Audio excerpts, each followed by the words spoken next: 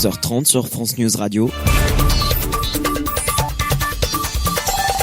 L'information avec Hugo Petitjean. Bonjour à tous. À la une de l'actualité ce matin, la situation tendue entre la Corée du Nord et les États-Unis. Ce matin, Donald Trump a confirmé qu'un tir de missile contre son pays avait échoué. Son porte-parole Dave Benham a déclaré, je cite, le commandement des forces américaines dans le Pacifique a détecté et suivi ce que nous estimons être un tir de missile nord-coréen à 11h21, heure de Hawaï. Selon les services de renseignement, la Corée du Nord pourrait frapper le sol américain d'ici moins de 2 ans. Hier, une gigantesque démonstration de force destinée aux États-Unis a eu lieu sur la place principale de la capitale de la Corée du Nord.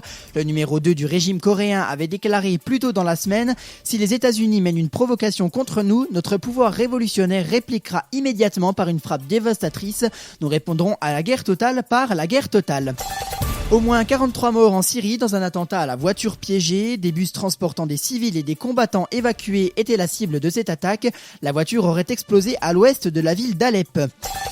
Hier soir, Philippe Poutou était l'invité d'Anne-Claire Coudray et de Gilles Boulot sur le plateau du 20h de TF1. Il a déclaré vouloir supprimer plusieurs coutumes de la République française, comme le défilé militaire du 14 juillet, une idée de la candidate Eva Joly en 2012 qui avait été soutenue par le candidat. Ce dernier souhaite également faire de l'Élysée un musée du pouvoir à l'ancienne et plus une résidence présidentielle.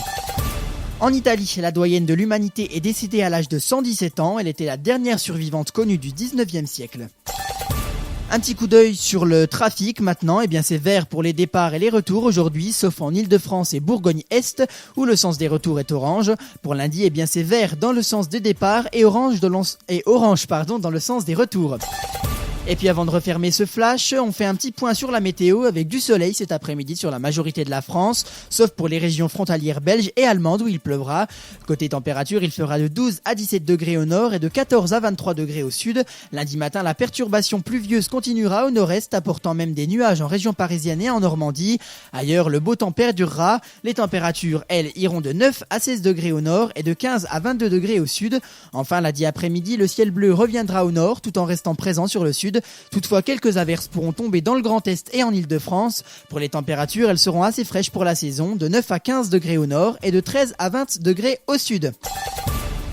Voilà, c'est la fin de ce flash. Merci encore de nous avoir suivis.